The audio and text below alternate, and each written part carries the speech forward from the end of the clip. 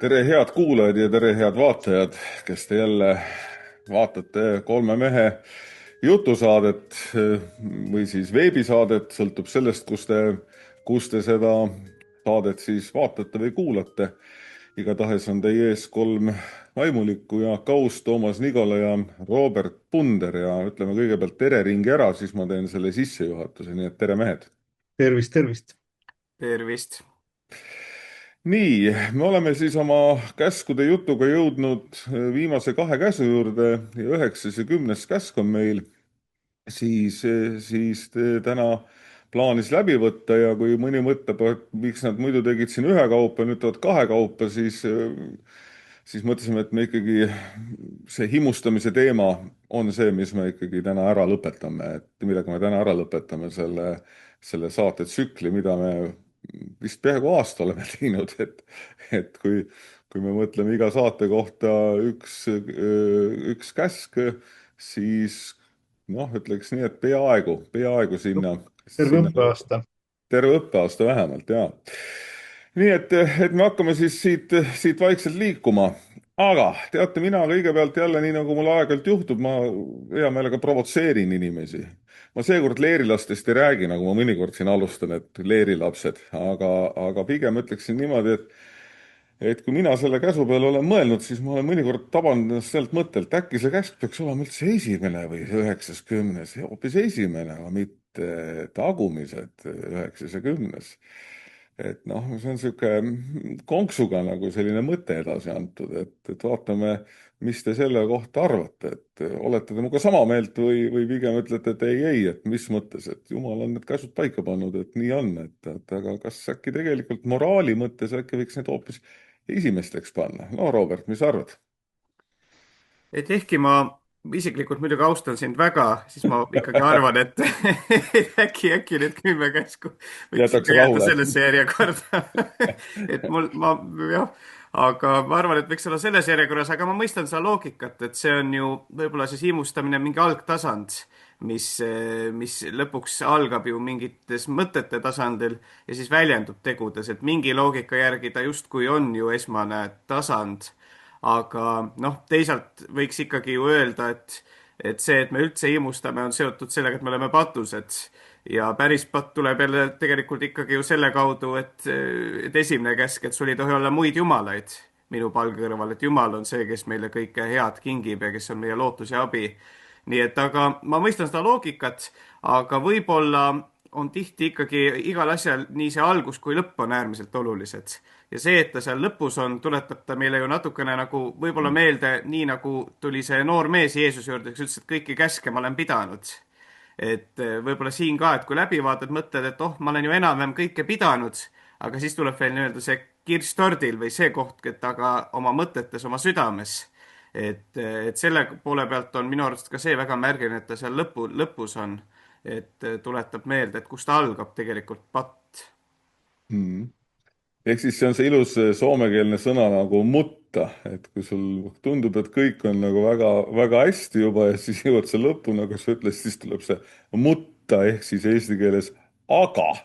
No nii, Toomas, kas sa nüüd kirjutad Roberti mõtetele alla või ma võin sult oodata mingisugust poolehoidu, vaatamata sellele, et võib-olla sina ka mind austad?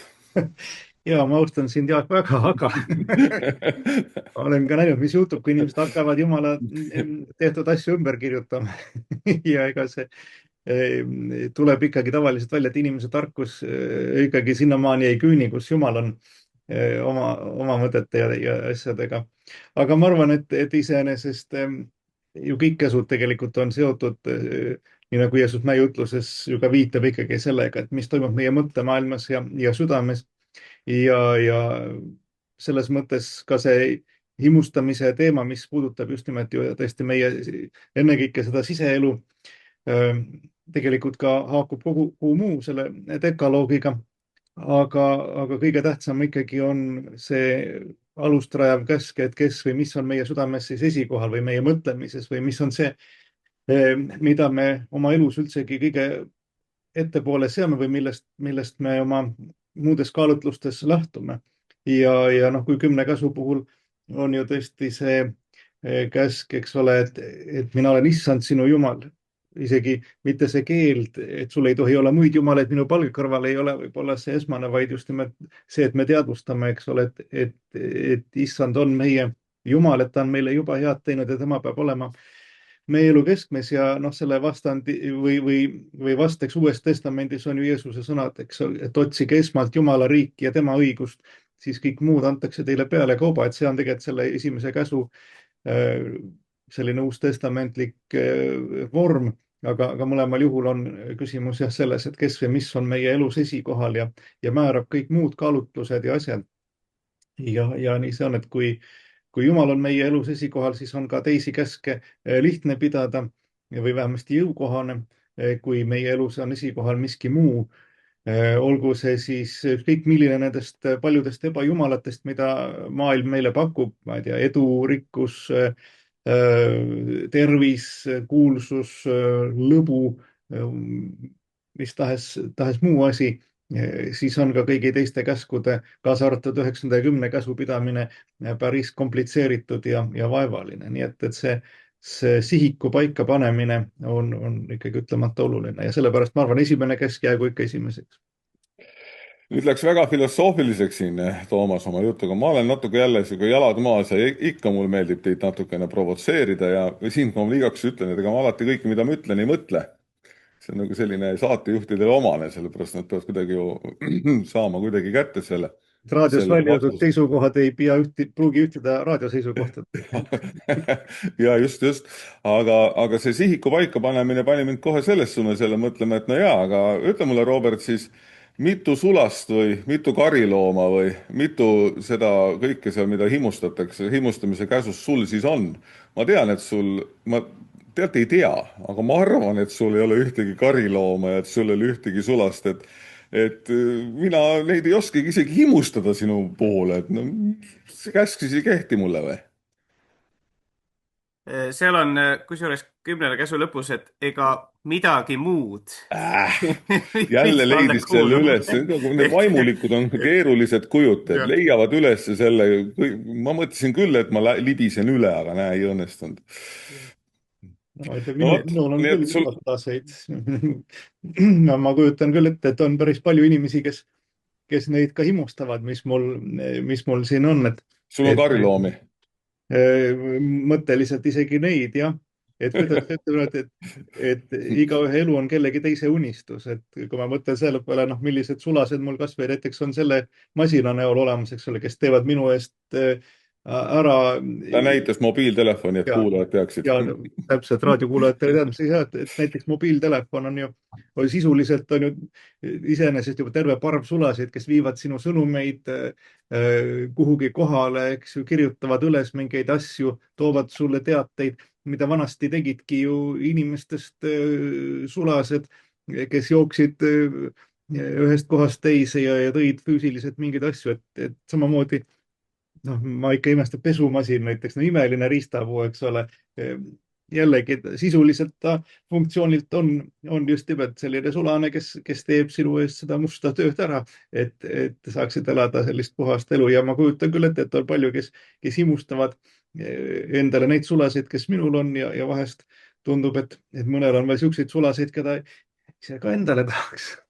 Aga tegelikult on see päris huvitav praegu, vaata see sõnade mäng, et siin see muud, mida Robert välja tõi ja siis sina oma telefoni jutuga, siis mina millegipärast takerdasin ikka selle kariloomade juurde. Ja jäin mõtlema sellele, aga kuulge, me oleme karjased. Ja ka see võib muidugi olla, mõnel on suurem kogudus ja ägedam kogudus.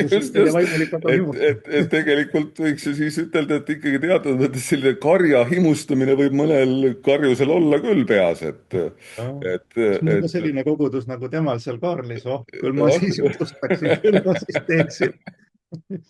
Ja no aga nali naljaks, nüüd me oleme siin natuke seda, aga tegelikult mõnes mõttes see käsk on, kui ma alguses lubasin, et ma leerilastest nagu ei räägi väga, aga siis tõesti leerilastel on see esmane hoiak on ka just nimelt ikkagi olnud see, et kuhu see nagu kokku nüüd siis läheb ja kuidas sellest nagu aru saada, et Toomas nüüd natukene sellest rääkis seda telefoni näite puhul, aga prooviks seda siis tõesti natuke lahti võtta niimoodi natuke tõsisemalt ka, et mis siis nagu need on tõesti need meie kiusatused ja hoiakud, et mille puhul noh, me peaksime siis ikkagi tähelepanu juhtima.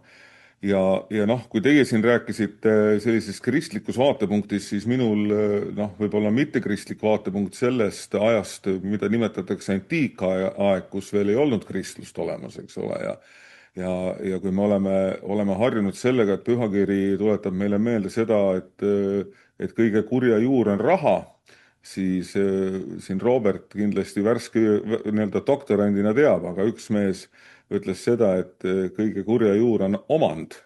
Tead, kes see oli, Robert? Ta paneb, äkki see oli Marx või?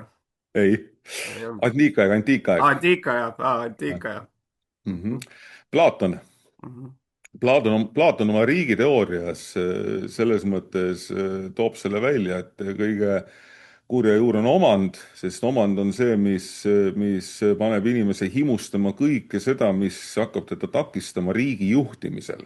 Ehk siis seal tulevad need korruptsioon, needsamad himud, et vot tahaks rohkem, tahaks paremini, tahaks noh, mis iganes veel. Ja sellepärast oli ju ka Platoni kindel hoiak, et miks riigijuhid peavad olema filosoofid, sest filosoofid suudavad sellest üle olla, sellest himustamisest, ja neil ei tohi ka olla omandit, et neil ka ei tekiks mingisugust soovi midagi himustama hakata, et ainult targad tohivad riiki juhtida, aga mitte need, kes midagi himustavad. Aga Toomasel oli vahepeal näpp püsti, tahtis mulle vastu vaielda või Platonile. ja ma arvan, et see esimese Timoteuse 6:10, mida sa sisse tood, on tegelikult väga hea kirjakoht meie täpselt selle teemaga. Ja tõesti, kui jääda pooleli sinna, et kõige kurja juur on raha, siis võib sealt tõesti ka jõuda igasuguste teemadeni välja. Aga kui me loeme selle kirjakoha tervikuna, siis me leiame sealt, et kõige kurja juur on raha armastus. Sest raha ihaldades on mõnedki eksinud ära usust ja on enesele valmistanud palju valu, nagu Paulus kirjutab, ja see on täpselt seesama himustamise asi, eks ole, et kui me panemegi raha või varanduse, nii nagu Platon seal, või omandi, eks ole, oma elus esikohale, sest noh, tõesti omandil on oma roll, nii nagu ka rahal inimestevaheliste suhete korraldamisel, elukorraldusel, aga kui sellest saab see meie armastus, eks ole, raha armastus või selle ihaldamine või omandi armastamine, kui minu identiteet kujuneb sellest, mis mul on, mitte sellest, kes ma olen ja kes on mu jumal, et siis tõesti on lihtne ära eksida usust ja valmistada enesele palju valu, nagu Paulus selle rahaarmastuse kohta kirjutab. Nii et sellepärast jällegi jõuame tagasi, armasta issandat oma jumalat üle kõige, eks ole, ja tema kuningriik esikohale. Aga Robert, kas selle käsu alla käib ka tegelikult nagu see, mis on ju mõnes mõttes, et kas siis üleüldse millegi ihaldamine on nagu patt? Ma mõtlen kas või seda näiteks, et mingisugune haridus, et ma tahan targaks saada. Ma ju himustan haridust ka, sina oled doktorantuuris. Et mis sa sinna läksid, eks ole? Jah, vaata, Madu ka ju naisele ütles ja naine võttis ju seda vilja, et pidi targaks tegema. Et ühesõnaga, no fakt on see, et võib-olla paljud asjad ei ole ju iseenesest patt. Aga küsimus on see, et miks me seda tahame, mis me sellega teha tahame. Et ega tõesti siin on, nagu Toomas hästi tõi, mitte raha iseenesest, vaid raha armastus on see, mis on patt. Ja tegelikult kui 10 käsku vaadata, kui ikkagi öeldakse, et sa ei tohi varastada, järelikult ikkagi peab eraomand olema jumala seatud, et on mida varastada. Et kui eraomandit pole, siis polegi nagu midagi ju varastada. Et pigem on jah, just need samad hoiakud või miks me midagi tahame. Ja selle koha pealt, mina, kui ma nüüd toon ka selle leerilaste teema sisse, siis tavaliselt see käsk või kui seda seletada, on selles mõttes hästi arusaadav, sest et paljud ütlevad ikkagi, et tead, et ikka eestlasel seda kadedust on küll väga palju. Väga-väga palju ja just sellist kadedust, kui kellegi läheb hästi. Et miks ta läheb hästi, parem kui tal mingu halvasti. Või sellist nagu suhtumist, et pigem tõesti see himustamine on ju meie mingisugune suhe või hoiak mingitesse asjadesse, mis alati ei ole iseenesest halvad. No mõned asjad on ka iseenesest halvad, et kui sina sa ei tohi oma ligimese naist himustada, siis ei saa kuidagi positiivselt ilmselt himustada aga tõesti, et kui ma ihaldan saada haritud selleks, et teha midagi head, olla kasuks või kasutada neid andmeid, mida Jumal mulle on andnud, siis ma arvan, see ei ole paha iseenesest, aga kui ma ihaldan saada haridust selleks, et manipuleerida inimestega, et saada võim või kuidagi, siis see on ju negatiivne, et aga väga paljud asjad ei ole iseenesest negatiivsed, vaid negatiivne on see, kuidas me neid tahame kasutada või kuidas, milline on meie suhe neisse. et selles mõttes täpselt nagu ka Toomas ütles, kas mingi asi võib meil olla ka selliseks nagu elu mõtestavaks või elu nagu jumalaks või see on mingisugune asi, mille Jumal on, me saaksime kasutada seda teiste heaks ja Jumala heaks. nii et see määrab väga palju sellest, kuidas, kas see asi on, kas lõpuks see on halb või ei ole, mida me teeme. kas see tähendab tegelikult seda ka, et siis selles kontekstis nagu selline asi nagu enesearmastus on ikkagi ka täiesti noh, nagu aktsepteeritav, et see ei ole midagi taolist, et sageli võib ju kuulda ka seda hoiakut, et noh, et see eneseohver on tõelise armastuse nagu lähtepunkt, ehk siis sa oled valmis ennast ohverdama, nii nagu Kristus ennast on ohverdanud meie eest ja ei armasta ennast üldse, vaid ainult pühendudki Jumala ja kaasinimese armastamisele ja see on nagu kõige-kõige-kõige ja vot selle valguses siis noh, võib jääda tunne, et nagu enesearmastusel ei tohiks nagu üldse mingit ruumi olla, aga tegelikult ju selles kontekstis noh, võiks öelda, et ikkagi mingisugusel moel see enesearmastus on ka väga okei. lihtsalt küsimus on, kuhu sa selle fookuse pöörad taaskord või, Toomas? no eks igal asjal on oma koht ja mõõdukus, et kui meid on kästud armastada ligimeest, nagu me iseennast armastame, siis järelikult me peamegi iseennast armastama ja ega siis ka enese säilitamise tung on ju Jumalalt ikkagi asja pärast inimese sisse ka ja üldse tema loodute sisse istutatud. aga nii nagu iga tungiga, need peavad olema allutatud ikkagi kõrgematele seadustele ja eesmärkidele, et nad ei saa olla asjaks iseeneses. aga noh, selle himustamise kontekstis jah, et kui jah, rääkida näiteks teadmiste imustamisest, siis selle puhul võib-olla on seal isegi nagu negatiivset vähem, aga kui me mõtleme nüüd selle käsu kontekstis, et ei tohi imustada midagi, mis su ligimese päralt on, siis seal jääb vägisi mulje, et tegemist on ikkagi sellise nullsumma mänguga, et ma tahan seda, mis on mu ligimise oma, saada endale ja siis ju ligipesel seda enam ei ole, et ma tahaks tema käest ära saada seda, et loomulikult on ka päris palju seda, kus me ebatervelt võrdleme ennast teistega ja tahame kõike seda, mis teistel on, ilma et me tingimata tahaks, et keegi teine sellest ilma jääks, aga noh, näiteks sellesama ligipese naise imustamisel või tema mingisuguste kariloomade puhul tõesti võib ka olla see jah, et me tahaksime seda endale saada ja teine jääks millegi võrra vaesemaks, et seal kindlasti on ka see problemaatika sees, et see ei lähtu enam ju siis armastusest. noh, nii nagu selle varastamise käsu juures Lutergi ütleb, eks ju, me peame pigem vaatama, kuidas me saame ligimesele head teha, et tal elus hästi läheks, mitte lihtsalt, et hoiduda tema asjade endale nihverdamist, et samamoodi ilmselt ka see positiivne programm meie mõtlemises võiks olla mõelda, kuidas saaks minu ligipesel võimalikult hästi minna ja tema elu oleks võimalikult õnnelik. aga me nüüd siin natuke jäin nagu jällegi prooviks veel nagu kaasaegsemaid näiteid siis sisse tuua, ehk siis, et noh, siin Robert on meil ka koolipidaja teatud mõttes, et Toomas on koolipidaja olnud, ma ei tea, vist praegu sul ei ole ühtegi kooli seal, aga pühapäevakool on meil koguduses. pühapäevakool, aga kas sul pühapäevakooli õpetajaid on mõni teine kogudus proovinud ära nii-öelda meelitada? mina meelitasin ise teisest kogudusest. panen suu kohe lõksuga kinni, vot sulle siis nüüd. aga kuidas siis nüüd siis on, nüüd pärast seda käisid pihil või? sellel teemal mitte.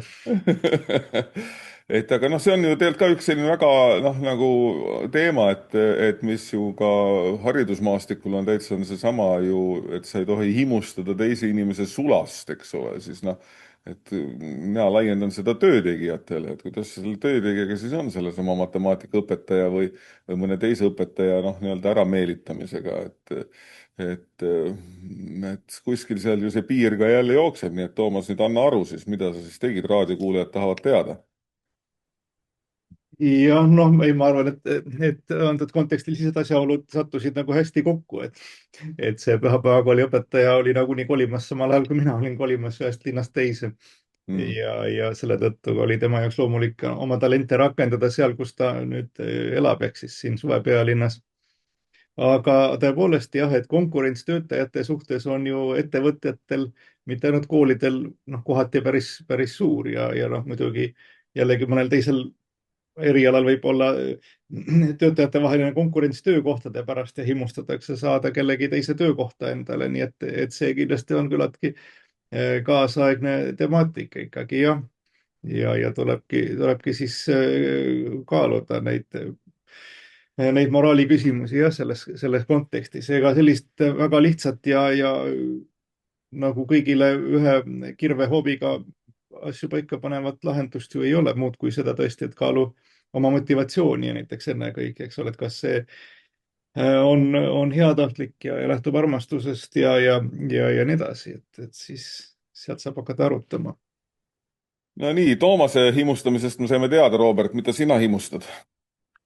jah, muidugi Toomas on ka koolipidaja, et Toomas on Põlva Jakobi kooli nõukogu liige, nii et Aa, no vot. on tegelikult täitsa Ja võta maha. koolipidaja. jah, no ma ütlen niimoodi, et mis sa, Jaak, natuke sisse tood, ma saan aru, et see on natuke see fenomen, mida vaimunike ringis vahel ka lambavarguseks kutsutakse.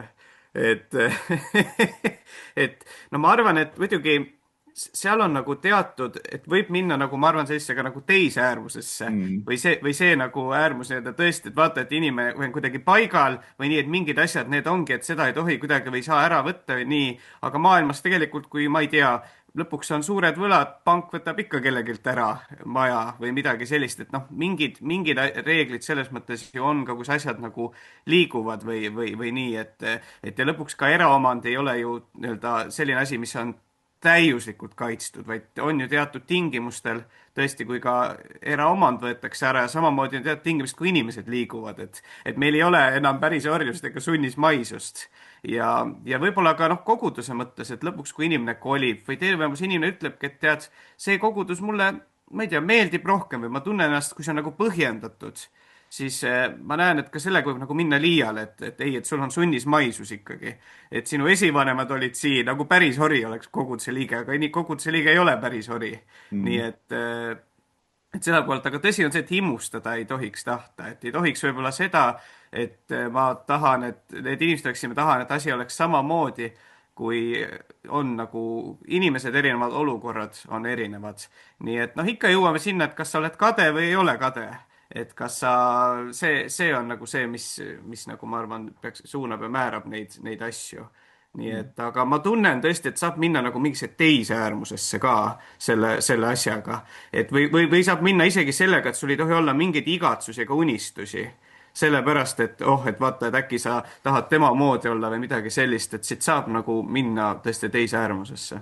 No, teise äärmusse saab minna kas või sellega, et kui mõni kogudus kuulutab oma kogudusõpetaja koha vakantseks, noh, siis võib ka samamoodi minna teise äärmusesse, et ongi see, et noh, et ju sellega kogudus väljendab, et ta igatseb endale õpetajat, kui mitte öelda, et himustab endale mõnda õpetajat, ta võib-olla mitte konkreetselt, aga ta ikkagi loob selle konkurentsiolukorra, noh, nii-öelda, kus siis vaimulik saab hakata kaaluma, et kas ma tahan elukohta vahetada, kas ma tahan siit kogudusest ära minna, kas ma tahan seda teha, et siis noh, siis ongi ühel hetkel see, et me tegelikult noh, võiksimegi jõuda täiesti umbtänavasse välja ilmselt. Nii et see ilmselt jah, on nii, et ja teine, mis ma mõtlesin, kui sa, Robert, rääkisid selle juures, on seesama hetk, et mõnikord just nimelt ka nende väljaütlemiste või väljakuulutamiste või kutsumistega võib-olla see inimene, kes on seal tubli töötegija, aga ta võib-olla oma hingeseisundilt näiteks ei taha seal enam olla, et ta ei ole ka julgust olnud astuda mingit sammu kuskile mujale,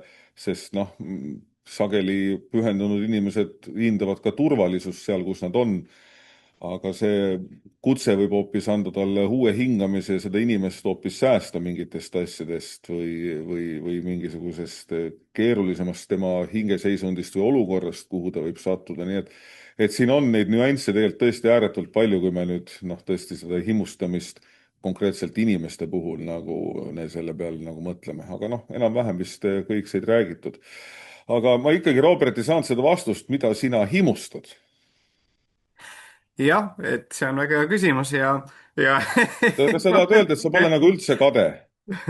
no ma ei tea, ma täiesti vahel piinlikku olukorda, ma saan aru. jah, ma vahel himustan, vaata Paulus või kes ütles, et ma himustan siit ilmast lahkuda, et sealpool on nii palju parem, aga noh, vahel Aga ma, sellega ei ole kiire. jah, vahel ma himustan seda, et ma ei tea, et lapsed oleks suured näiteks. Et vaatan siin Jaaku ja Toomast, kellel lapsed ikkagi ise lähevad õppima kooli või kuskile, et ei peaks nii palju viima ja olema, nii et võib-olla mingid sellised seda on, aga mul ei ole väga palju aega himustada. Et ma himustaks, et kogudus kasvaks ja mul on küll mõned sellised asjad, aga ma ei ole, aga, kusjuures ma ei ole alati tõesti võib-olla ei taju, kui positiivsed või negatiivsed minu igatsused on. aga vaata, seal ongi see, et kui sa praegu ütled, et sa himustad, et su kogudus kasvaks, siis sa tegelikult ju ütled, et sa himustad, aga sa selle juures ei ole kade. Jah, sest ma imustaks neid inimesi, kes on ristimata. Ja, Et ma aga noh, sa ei ole selles mõttes, noh, kui sa ennem rääkisid, et sa ole, et noh, et kadedus on üks see mõõdupuu, siis võib-olla jällegi tulebki seesama, et me võime kasutada ka sõna himustama, aga küsimus on selles kontekstis, on ju, et mis sellega kaasa tuleb, ehk siis nagu sa tõid selle välja, et mis see kadedusega seotud on. ja just, et huvitav ongi see, et kui ma tõesti mõtlema hakkan, mul praegu tuligi see üks kirjakoht meelde, kus tõesti vist on eesti keeles tõlget, kus Paulus ütleb, ma himustan siit ilmast lahkuda. Sest et muidu Ütleb jah. himustamine on negatiivne ju, tegelikult ta Mhm. on negatiivne, et lihahimu ja kõik muud himud ja maailm ja tema himu läheb hukka. aga on vähemalt üks koht olemas, kus himustamine ei ole negatiivne sõna, vaid kus sellel on nagu positiivne varjund, aga neid kohti ei ole palju, sest reeglina ikkagi himustamine on ju väga negatiivse varjundiga sõna. Seal Toomas kindlasti kohe vaatab, mida ChatGPT selle kohta ütleb, et võib-olla seal on ka see tõlke eripära, et seda ongi võimalik mitmet moodi ka nii-öelda olnud tõlkida aegade jooksul, sest nagu me teame keeleliselt, ka see sõna himustama võibki olla ka ajas muutunud, see tema tähendus. Ma pakun lihtsalt nagu seda praegu huupi, aga Toomas, mis sa leidsid? ei, ma ka ei ole jõudnud selle chat-GPT-ga rääkida või kellegi, ma lihtsalt või pärast piibel.netist, et seda himustamise sõna esinemist, et tänapäeval on hästi mugav tõesti vaadata ükskõik mis sõna, et mis kontekstis ja kui palju ta esineb ja tõepoolest, et siin neid ikkagi valdavalt siin 2,5 lehekülge neid vasteid tuleb ja ikkagi on ikkagi valdavalt tõesti negatiivsed, et on ka väga üksikud jah, kus see sõna on millegi positiivsega. nii et jah, ei tule sealt nagu väga palju rõõmustada. Okei, aga selles mõttes, et eks see teema nagu on, noh, nagu praegu kuulajad-vaatajad ka aru saavad, eks me oleme nagu natuke sihuke hajevil ka selle teemaga, et me ei ole olnud nii konkreetsed. Ja võib-olla põhjus ongi selles, et eks ta ongi selline mitmesugune, kuidas ma ütlen siis, see on nii lai see teema ja sellepärast on ta võib-olla olnud ka võib-olla keerulisem. Aga ma ei tea, kas me peaksime võtma seda nüüd veel jupiti lahti, et neid erinevaid osasid või kuidas teie tunne on? Kus me, noh, mulle endale tundub, et me oleme nagu puudutanud kõiki neid olulisemaid teemasid, kui me jätame selle välja, et me nüüd hakkame konkreetselt, et mida siis kariloomadega silmas peetakse või keda siis sulastena silmas peetakse või kõik see, noh, või see, mis see muu siis on, nagu Robert siin juhtis tähelepanu. Aga ole hea, Robert. Võib-olla üks asi, mida me ei ole puudutanud, aga minu arust Nii. Luter oma seletuses ka seda räägib, et selle himustamisega on võib-olla see aspekt ka, kui me otseselt nagu ei varasta midagi. See on see, mille kohta täna öeldakse jokk. Et otseselt me ei ole seadust rikkunud. Me ei ole Ahah. isegi nagu teadlikult midagi nagu rikkunud, aga tegelikult me oleme astunud mingeid samme, et kas kaudselt või vahendusel või kuidagi, et teine inimene jääks ilma millestki.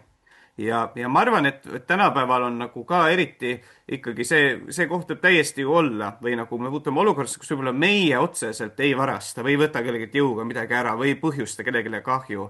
Aga kaudselt me oleme seda teinud, tõendid ei ole, on üks asi, aga ka seaduse ees me ei ole süüdi. Et paljud need muud käsud, no sa ei tohi tappa, tead, noh, kui me kellegi võib-olla ikkagi, noh, ära tapame, on suhteliselt selge, et me oleme ka seadust rikkunud. Isegi abielu rikkumine kui selline on kuidagi nagu ikkagi seletatav või mingit, noh, mis siis toimus. Aga selle himustamise puhul on just see aspekt võib-olla, et justkui nagu midagi ei olegi toimunud. Aga Jumal, kes näeb südameid, noh, teab ja me ise ka teame. ehk siis mingi aspekt seal tõesti, mis puudutab seda nii-öelda, et kõik on nagu jokk, aga tegelikult on toime pandud kuritegu, noh, Jumala ees, mitte võib-olla isegi inimeste ja ühiskonna ees. et see aspekt ka veel selle himustamise puhul. noh, nagu ju evangeeliumis Jeesus ka ütleb, et kes naise peale vaatab, teda himustades on oma südames juba abielu rikkunud temaga, nii et isegi kui ei ole jah, väljapoole midagi ei paista, aga see sisemine mõttemaailm ikkagi on ütlemata oluline, nii et see on ju see, millest kõik sõnad ja teod ja hoiakud võrsuvad. nii et jah, meil ristiinimestel on ikkagi kohustus mõelda sellele, mida me mõtleme ja jälgida, mismoodi me maailma ja selle asukaid vaatleme ja millistena neid kohtleme ja millised on meie hoiakud, et see jah, ei ole lihtsalt see, et kas me nüüd oleme midagi teinud või tegemata jätnud, vaid kõik see algab ikkagi meie hoiakust. jaa,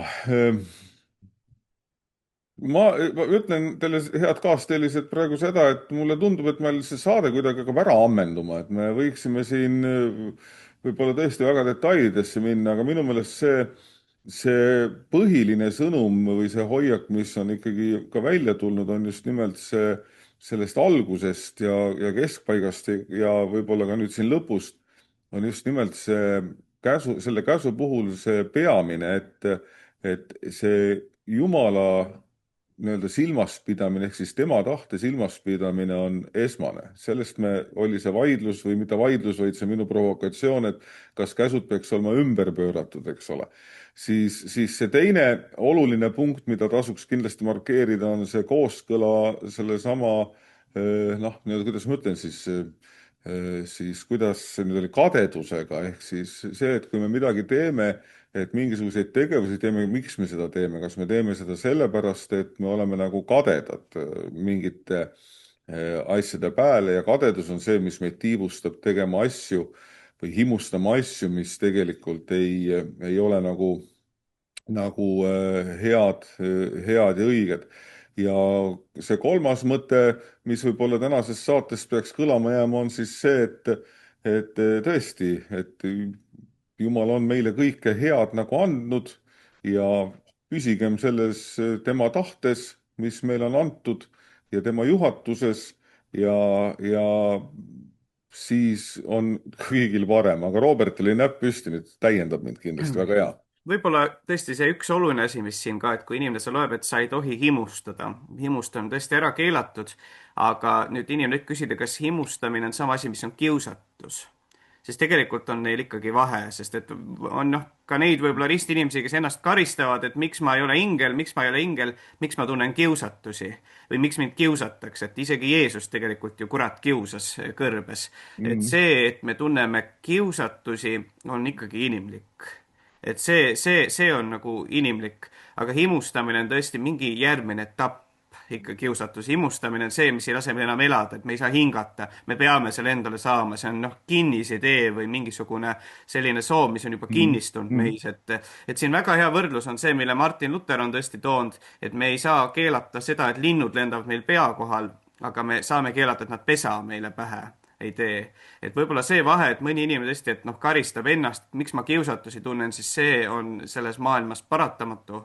Aga tõesti see, et kiusatusi sünnitaks himu, et sellest ei saaks kinnisidee, see on see, mida meie saame ka teha ja vaadata.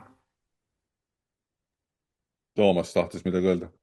ja, et tõepoolest selline klassikaline moraal ja teoloogiline arusaam ju nii-öelda patuni jõudmisest ongi see, et inimesel on mingisugune kiusatus, on nagu see esimene etapp, siis inimene saab sellest teadlikuks või paneb tähele, et ahah, mul on selline kiusatus ja nüüd tekib see valiku koht, eks ole, et kas ma nüüd nõustun sellega, kas ma hakkan hellitama seda mõtet oma peas, et isegi noh, võib teinekord olla, et ega ma ju tegelikult ei taha, aga noh, kuidas see oleks, kui mul oleks ka niimoodi. ja vot sealt läheb juba asi käest ära ja sellistest see on nii-öelda sisemine nõustumine patuga, isegi kui ei plaanita seda nagu teoks teha, aga juba selle mõtte hellitamine, kujutluspildi hellitamine võib juba iseenesest olla muidugi patt ja sellest kipuvad võrsuma juba siis tõesti need teopatud ja sõnad või kui ka mitte otse, siis vähemalt kaudselt kujundades inimese mõttemaailma ja iseloomu ja seda, millisena ta reageerib keerulistes olukordades. Nii et see jah, oma mõttemaailma jälgimine on hästi oluline. Ja noh, mulle meeldib see, mida Jaan Tammsalu on ikka armastanud oma kõnedes öelda, et see, mille eest sa ei ole tänulik, seda pole sul päriselt olemaski ja mille eest sa oskad olla tänulik, seda ei saa keegi sinult ka võtta. Et minu meelest ka see haakub väga selle 9. ja 10. käsuga, et kui me alailma võrdleme ennast teistega ja mõtleme sellele, mida kõike meil veel ei ole, siis me mõnes mõttes jätame ennast ju ilma sellest, kui palju head meil tegelikult on. Noh, et samad sulased, keda me nimetasime masinate näol, eks, et me tegelikult ju elame tohutult luksuslikku elu, mida noh, kui ükskõik kas võrrelda meie oma esivanematega ajaliselt, eks ole, veel 100 aastat tagasi, kes sai endale lubada sellist luksust nagu meie praegu, et meil siin tuled põlevad, soe tuba hõlpsasti käes enamusel ja meist sooja vett tuleb kraanist, eks ole, saad talvel osta maasikaid poest, noh, mis iganes veel asjad või juua kohvi iga päev. Noh, see on ju ennekuulmatu luksus, eks ju. Või ka oma kaasajal, kui palju on inimesi, kes ainult unistavad sellisest elust, mis meil on isegi keskmist või isegi alampalka saaval eestlasel ikkagi harjumuspärane argipäev. Et kui me seda ei pane tähele, et meil tegelikult on tohutu palju, mille eest olla tänulik ja mida võtta rõõmuga ja ainult mõtleme selle peale, kuidas on kuskil mingid rikkad ja ilusad, olgu siis kuskil naabruskonnas ja milliste autodega nad sõidavad ja millised naised neil on ja näed, et kui mul oleks, siis ma oleksin õnnelik. Ja no muidugi seda problemaatikat ja toetab meie tarbimiskultuur, et selline majanduselu ja reklaam ja sageli ikkagi põhinevad just sellise rahulolematuse kasvatamisel, et sul on midagi puudu, sa oled vähem, kui sa ei osta, eks ole, ja kui sul see oleks, vaat siis sa oleksid õnnelik ja siis sa oleksid päriselt midagi. Või vähemasti näita, et sul midagi on, eks ole, et siis see on, et jõuame selle identiteedini jällegi tagasi, et kuidas see on ikkagi oluline oma identiteet kinnitada Jumalasse, mitte sellesse, mida me omame, sest et kõik need asjad, mida siin maa peal himustatakse, kaovad pigem varem kui hiljem ära. Tahad sa, Robert, lisada veel? Ma olen nõus kõigega. Oled nõus? Teate, head kaaslased, mulle tundub, et me siinkohal võtame selle saate kokku. Võib-olla täna ta jäi natukene lühemaks, kui ta tavaliselt on, aga nii nagu selle 9. 10. käsuga on, siis siin sai sisulises mõttes need olulised teemad kõik nagu välja toodud ja lihtsalt, et minu jutt ei jääks varjutama seda Toomase lõpumonoloogi tänulikkust meelest on minu meelest nagu väga hea silmas pidada, just nimelt, et olla tänulikud kõige selle eest, mis meil on, aga mitte kurvastada selle üle, mida meil ei ole. Ja kui seda printsiipi endal meeles pidada, siis võib-olla ka need himud jäävad kuskile tahaplaanile, mis meid siis lõpuks Jumalast lahutavad. Head kuulajad-vaatajad, sellega on siis 10 käsu teema meil nüüd lõpetatud. Aga meil on üks saade veel siin jäänud ennem suvehooaega ja mõtlesime seda, et äkki võiks selle viimase saate sisustada teie. Ei, mitte, et teie saate rääkida, vaid teie saate näiteks saata meile küsimusi ja selle tulemusena saame meie nendele küsimustele vastata. Ja kindlasti on head küsimused, kui nad puudutavad seda moraaliteoloogia teemasid, võib-olla seda 10 käsu teemasid, aga kui teil on küsimusi, mis võiksid olla veelgi laiema tähendusega ja laiemaid teemasid käsitlevad, siis kindlasti kõik need küsimused on oodatud ja võime leppida kokku, et võib kirjutada kas Pereraadiosse, sealt saadetakse meile edasi või siis meile ükskõik kellele 3 ja meie meiliaadressid on ikka needsamad, nagu on ka nimed, olgu siis näitena jaak.aus@elk.ee või siis toomas.nigola@elk.ee või robert.punder@elk.ee. Nii et kindlasti kodulehtedelt ka need meiliaadressid on kättesaadavad, et kirjutage meile ja siis selle viimase saate me hea meelega vastaksime küsimustele. Ja mis ajaks seda võiks teha, siis ma arvan, et kui te jõuate need maikuu jooksul saata, siis on väga hästi. jah, Soovin teile, kuulajatele ilusat päeva jätku ja rõõmsate kohtumisteni uutes saadetes. amin. nägemist.